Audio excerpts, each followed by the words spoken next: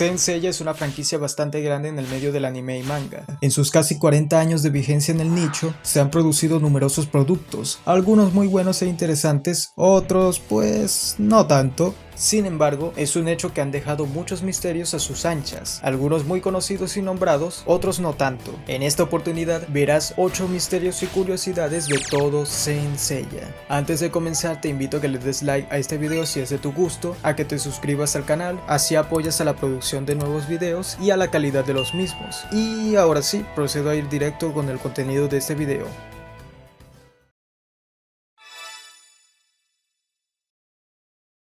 Uno de los mayores enigmas de la segunda película animada de Saint Seiya es la identidad de este guerrero divino. Mucho se ha especulado al respecto. Algunos han propuesto que este murió poco antes de los acontecimientos de la película, siendo conferido su ropaje sagrado a un Hyuga que se encontraba bajo los efectos del puño demoníaco ilusorio de Dolbar. Otros han hecho mención de que simplemente tal personaje nunca existió para la película. No obstante, puedo afirmar con total seguridad que no solo sí que existió, sino que además se conoce su paradero, o al menos su morada durante cierto tramo de la película, obviando el hecho de que existen claras referencias a que Midgar sí que fue un guerrero de Dolbar, como por ejemplo el que Frey le conozca de antemano, siendo que desconocía de los planes de Dolbar, por tanto no sabría que quien se oculta tras la máscara es en realidad Hyuga, y mucho menos fingiría conocer a un sujeto que en teoría nunca debió de haber visto antes. En la New Type, en Emeria, en anime, se menciona que el verdadero Midgar fue encarcelado por Dolbar. Además, en los CTIs oficiales de la segunda película mostrados en la Jump Girl Edition 2, se comentó que originalmente estaba previsto que este personaje apareciera en la película, culminando con su encarcelamiento a manos de Dolbar. Es un verdadero misterio el por qué fue aprisionado por el representante de Odin. Sin embargo, se puede teorizar que posiblemente enfrentó a Hyuga en combate, siendo derrotado en el proceso. Al observar la fuerza del cisne, los otros dioses guerreros intervendrían y apresarían a Hyuga. Sabiendo la fuerza del caballero de bronce, Dolbar lo tomaría como guerrero con su puño ilusorio, desechando a Midgar al no ser de utilidad. Creo que es lo más probable teniendo en cuenta lo que se observa en la película y la poca información oficial que existe respecto a este personaje.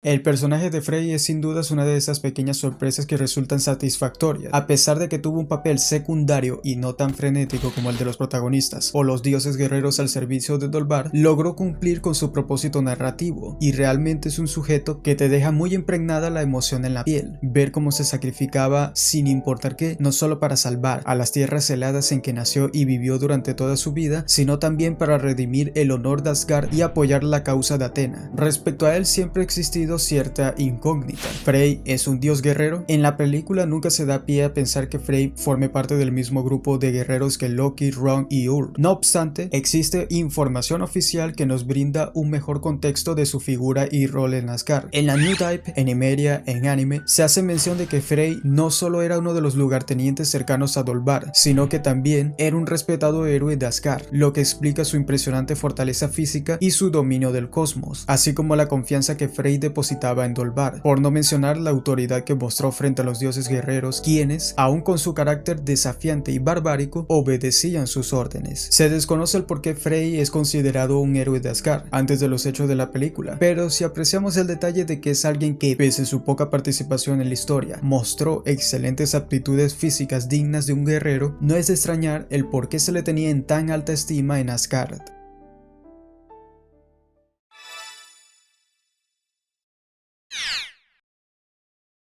Para finalizar con ciertos misterios de la segunda película de Saint Seiya, tenemos esta pequeña inquietud en relación al representante de Odin. El comportamiento de Dolbar en el filme por momentos es sospechoso y peculiar. En algunas escenas da la sensación de que este hombre estaba bajo la influencia de algún ser maligno o sobrenatural, como en aquella conversación que tuvo con Frey respecto a los rumores de guerra en relación a los dioses guerreros y en particular de Loki. También cuando Dolbar envía a Saori a la dimensión paralela con su técnica escudo de Odin. En esas ocasiones se observó que Dolbar mostró expresiones particulares, sus ojos brillaban de rojo. Es cierto que bien puede tratarse perfectamente de una decisión artística y narrativa para agregarle a Dolbar un aura de maldad y peligrosidad. Sin embargo, es interesante ver esos pequeños detalles, sumado al hecho de que en esta película la naturaleza moral de Odín como divinidad era incierta, con menciones que parecían indicar que era un dios benevolente, así como también con otras que apuntaban a que Odín no era precisamente bueno. Dolbar temía bastante de la figura de su señor, mostrándose muy preocupado al ver que Frey se estaba aproximando a la estatua de Odín para intentar salvar a Athena. Frey también comentó que si destruía a Dolbar y a Odín, el nombre de Asgard recobraría su honorabilidad. Posteriormente, Frey vuelve a hacer énfasis en que los días del reinado de Odín están por llegar a su fin. En el folleto oficial de la película se denomina a la estatua de Odín como un monumento maléfico. Pareciese que Dolbar de cierto modo estaba influenciado por el mismo Odín en un intento por dominar la tierra.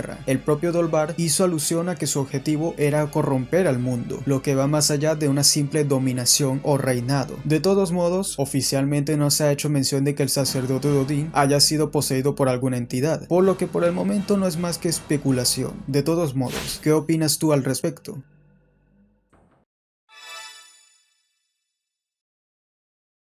Los ángeles demoníacos vistos en la cuarta película clásica de Saint Seiya son uno de los grupos de personajes más misteriosos de todo Saint Seiya. No se sabe casi nada a nivel oficial de ellos, más allá de que fueron desterrados de los cielos junto a Lucifer, debido a la arrogancia, maldad y perversidad que se apoderó de ellos al punto de erradicar gran parte del aura y naturaleza celestial de la que gozaban en el cielo. A pesar de esto, hay un personaje en concreto de este grupo del que podemos saber un poco más de su pasado: Astaroth, el rey demonio de la cobra albina de las dos cabezas, por lo que se menciona tanto en el panfleto oficial de la película de Lucifer, así como por la mención de la Jump Gold Edition 3 y la New Type Animeria en anime. Se sabe que este ser es el mismo ente sobrenatural que tentó a Adán y Eva en el jardín del Edén, es decir, lo que muchos denominan como la serpiente antigua cuyo acto traería desgracia al hombre. No es casualidad que su armadura justamente tenga adornos y figuras de serpiente, así como tampoco el carácter tan hostil que muestra hacia los humanos. Incluso Beelzebub y Moa mostraron algo de admiración a sus oponentes, a diferencia de Astaroth y también Eligor. Estos últimos despreciaban a los humanos y la debilidad al extremo. Por supuesto, recuerden que esto solo aplica para la franquicia de Saint Seiya. Ya si nos vamos por el lado de las tradiciones cristianas o a libros de esoterismo y demonología, pues digamos que Astaroth no es exactamente tal como lo plantean acá.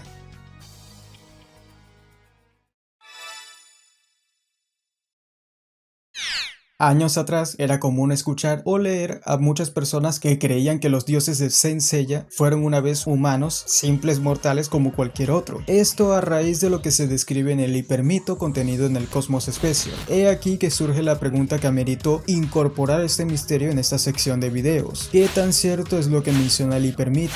Bueno, dejando a un lado que el hipermito a día de hoy no es fiable como material complementario del manga original, debemos partir de una premisa sencilla que de forma casi inmediata desmorona por completo los comentarios realizados por el hipermito. Esto es, los dioses siempre han sido seres sobrenaturales de un plano existencial completamente diferente al de los mortales. Según el hipermito, los dioses olímpicos y de otras mitologías fueron humanos en algún momento de su existencia. Al despertar la gran voluntad o Big Will, estos trascendieron su humanidad convirtiéndose en lo que los hombres conocerían como dioses. Sin embargo, todo esto se cae a pedazos cuando vemos que en el manga original se establece que Hades es hijo de los titanes Cronos y Rea. Sabiendo que Poseidón y Zeus son hermanos de Hades, resulta obvio que estos tres son dioses desde el nacimiento. La naturaleza de estos seres siempre fue divina y no al revés. Esto es algo que incluso en los spin-off es representado con fidelidad. Los dioses son y siempre han sido divinidades. Aunque es cierto que Kurumada no desarrolló por completo la historia de spin-off como episodio G, es verídico que aportó las ideas que servirían de base para la trama de dicho manga, y entre ello está la esencia de personajes como Cronos, los titanes y los dioses olímpicos, lo que convierte lo mencionado por el hipermito en un dato incoherente sin pies ni cabeza. Ojo, no estoy diciendo que sea imposible alcanzar la divinidad, puesto que, por lo visto, tal cosa podría llegar a ser factible, según el caso. Es extremadamente complicado, por supuesto, pero existen pistas y hechos que dan pie a que tal posibilidad sea real, lo que no quiere decir que los dioses griegos que vemos en la historia del canon de Saint Seiya hayan sido alguna vez humanos, cosa de la que no hay ningún hecho ni base sólida que sostenga en lo más mínimo tal idea. Ya ni hablemos del hecho de que el hipermito de forma explícita abre la puerta a la coexistencia de dioses de diversas culturas ajenas a la griega, que canónicamente es imposible, a menos claro que nos estemos refiriendo a dioses muy pero muy débiles en comparativa con los griegos, lo que justificaría el hecho de que no tengan una presencia importante en el mundo y tampoco estén librando batallas contra los olímpicos para adueñarse de la tierra o algún dominio específico. De cualquier manera, es un hecho que al menos Poseidón, Hades y Zeus desde su concepción han sido dioses y no humanos.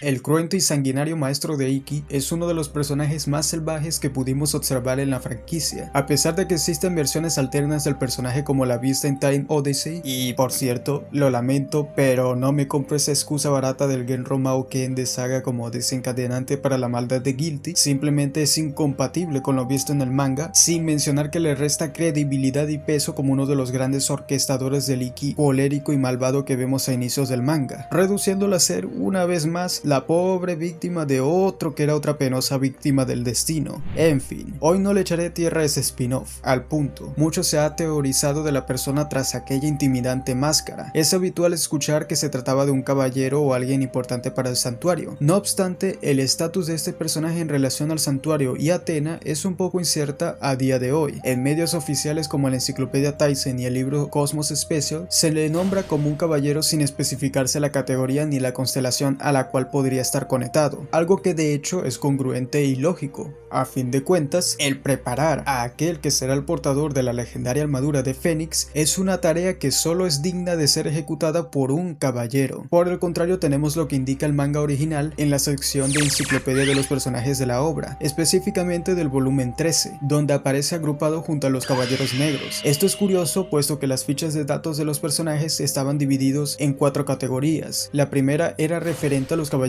de bronce, la segunda a los ya mencionados caballeros negros, la tercera dedicada a los caballeros de plata y finalmente la cuarta en relación a los caballeros dorados. Más extraño resulta el que, incluso estando dentro del grupo de los caballeros negros, a Guilty se le nombre como el caballero misterioso, dejando en tela de juicio si realmente formaba parte de los caballeros negros o si tan solo se le posicionó dentro de dicha clasificación en las fichas de datos debido a la relación narrativa que tiene este con aquellos guerreros malvados. Personalmente creo que lo más probable es que sea un caballero tal como se indica en el Taisen o el Cosmos Special. A fin de cuentas, no tendría mucho sentido que un caballero negro sea designado con el rol de maestro del candidato a adquirir la armadura de Fénix, mucho menos si tenemos en consideración que Guilty no le tenía ninguna lealtad o estima a los caballeros negros. Más bien, incentivó a Iki a derrotar a Django junto a sus caballeros negros para reclamar lo que era suyo. Es decir, a pesar de su extrema maldad, Guilty era leal al santuario, cumpliendo con su deber de entrenar a una auténtica máquina de combate casi imparable que sirviese al patriarca. Puede que queden algunas dudas respecto al por qué no se le vio utilizando una armadura, y probablemente el corazón de Guilty estaba tan corrompido y sumido en el odio, a un grado tal en que su ropaje sagrado decidiese no seguir a su lado luego de ver lo extremista y malvado que era. A fin de cuentas, llegó al extremo de asesinar a Esmeralda, una chica inocente, con el único objetivo de que Iki liberase el máximo potencial de su cosmos y pudiese hacerse con la armadura del Fénix, algo siniestro y perverso. La otra razón es que simplemente decidiese no ocuparla. Después de todo, no le era necesario con alguien tan débil como lo era Iki en esos momentos. En cualquier caso, ¿qué crees tú? ¿Opinas que es un caballero o un caballero negro? Los estaré leyendo en comentarios. Sensei Omega es un spin-off que dio mucho de lo que hablar en su época de emisión. Entre muchas de las cosas positivas que resaltaron de esta historia fueron los dioses. Ciertamente se presentaron muchas divinidades, la mayoría de estas fueron romanas, pero resulta curioso prestar especial atención en un grupo que, pese a ser referenciado en varias oportunidades, nunca se dio exactamente pistas de quiénes eran y a qué culturas pertenecían. Estas son las deidades de la era mitológica que emplearon las armas de los reyes Palisade en el pasado. Los únicos de los que tenemos una idea algo aproximada de su identidad son los nombrados por Galia y Titán. De boca de Galia sabemos que su espada perteneció al dios de la guerra, pero ¿cuál exactamente? Pues a lo largo de Sensei Omega vimos a un total de 5 dioses de la guerra. Estos son Marte, Rómulo, Diana, Bacchus y Vulcano. A nivel oficial no se ha mencionado quién fue el dueño de dicha arma, por lo que difícilmente se puede saber quién pudo haberlo usado en la era mitológica. Ahora mismo, teniendo presente las opciones que tomó Sensei Omega como dioses de la guerra, Las deidades que se me ocurren que podrían ser quizás los dueños originales de la espada son los dioses romanos Virtus, deidad que personificaba la valentía, la virtud y la virilidad del guerrero, así como también el poderío militar; Minerva, la diosa de la guerra y la inteligencia en su concepción más popular y convencional; Onos, divinidad que representaba el honor, la virtud y la caballería; y finalmente Belona, diosa de la guerra y esposa de Marte en los mitos romanos. Respecto a la espada sagrada que porta Titán, es un poco más curioso. El rey Palasite mencionó que esa espada fue empleada por Dios en la creación de la Tierra, tal como se puede apreciar a continuación. Tenjin Souseki, 古の神、世界を作るのに使用したと言われる聖剣だ。この天神創世記、神がこの地上を作りたもうた時に使われたもの。その剣光、この世のすべてのものを切り裂く。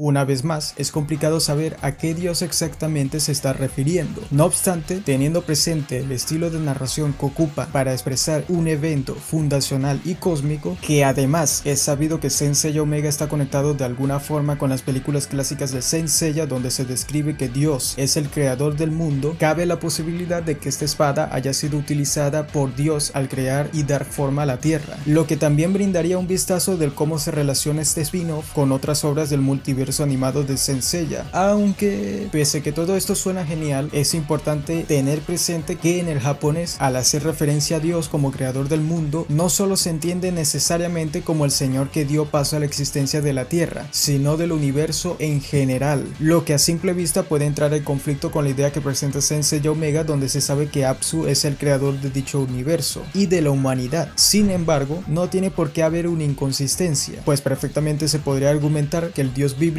actuó de forma conjunta con Apsu, o bien que se apropiase de la creación de Apsu. Hay que recordar que los dioses desterraron a Apsu al olvido, y cuando este último habló de estos, lo hizo en términos generales, sin hacer mención únicamente de los dioses olímpicos, sino a todos los dioses que coexistieron junto a Atena en aquella época, y que le arrebataron el universo. En este sentido, todo dependerá del significado que le asignen al diálogo de Hyoga en referencia a Dios, si solamente es una alusión a su estatus como creador de la Tierra, o bien del universo y la realidad misma.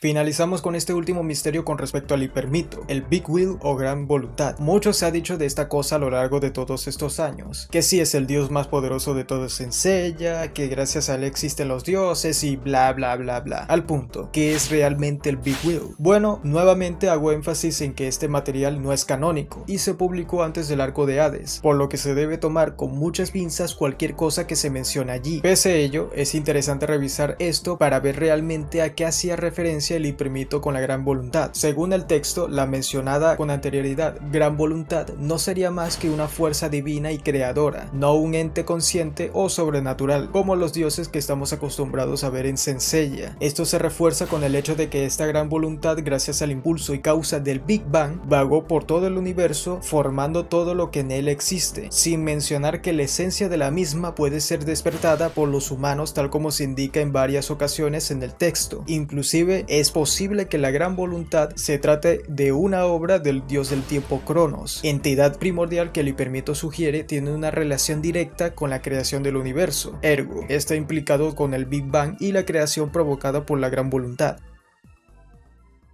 Esto ha sido todo por este video, espero haya sido de tu agrado. Pronto haré otro video para esta sección de curiosidades y misterios. Si conoces alguno que pueda ser interesante de incluir, puedes mencionarlo en comentarios, con gusto te estaré leyendo. Muchas gracias por el apoyo que han brindado últimamente al canal, muchísimas gracias en verdad. La siguiente semana posiblemente tendrán un nuevo video enfocado en los Caballeros Dorados. Sin más que agregar, cuídense mucho y nos vemos en una próxima ocasión.